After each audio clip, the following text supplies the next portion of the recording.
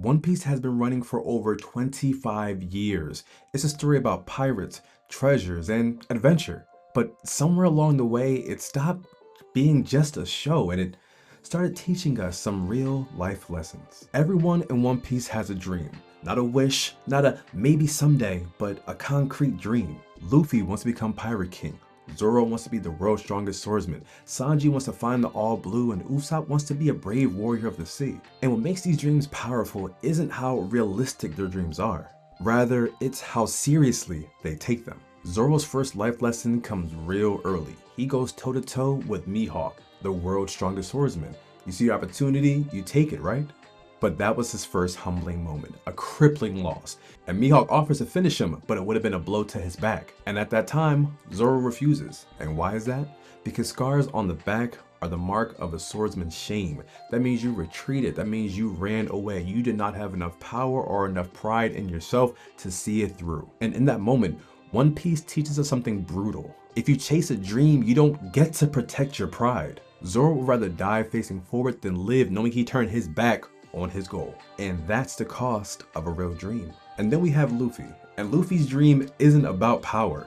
When asked what it means to be the Pirate King, it doesn't mean to be the strongest. It doesn't mean to have the largest crew. It doesn't mean to amass all the wealth.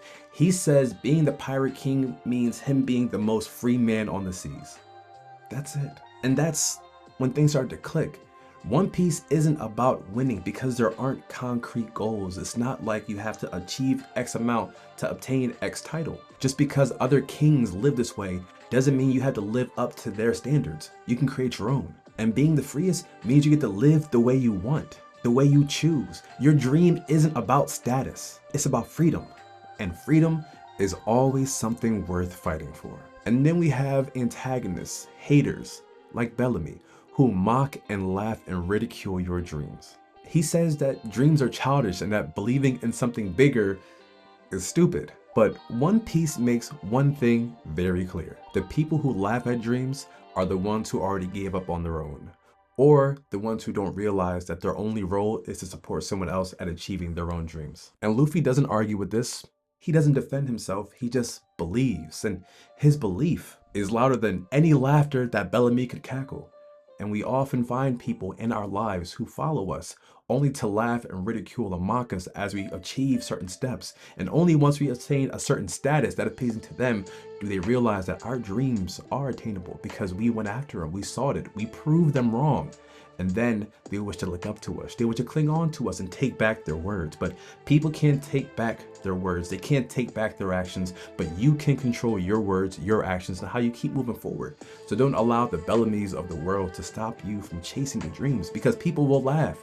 You may look foolish, you may look different, but you're actively working towards your goal. Never forget that. Above everything, a man's dream never dies.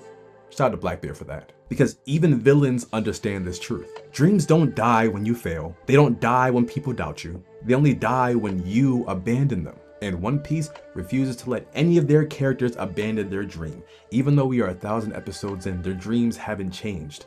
Yes, they may have altered the course and started doing other things, but the dream is still there. They're all passively or actively working towards it. Some more than others, at least what we see on screen, but they're all chasing a dream. When it comes to dreams, I realized that One Piece shows us that your dreams aren't meant to be safe. They're supposed to hurt you. They're supposed to scare you. They're supposed to cause you a great form of discomfort. They're supposed to demand something from you. And if they're not, then they're not dreams. They're lofty ideals or thoughts. Because dreams are something that are almost intangible, sounding almost impossible, but you believe in it. You create the pathway. Versus ideas are something that you put a thought into and let drift off. Versus dreams are something you'll hold fast onto and never let go. One Piece teaches us that believing in your dream is an active act of rebellion against fear, against doubt, against a world that tells you to settle and remain complacent wherever you are. And that is what One Piece taught me. But what are some life lessons that One Piece has taught you? At the end of the day, One Piece isn't for one person, it's for everybody. So I'm curious what you'd like to share with everyone else. Please let us know down below.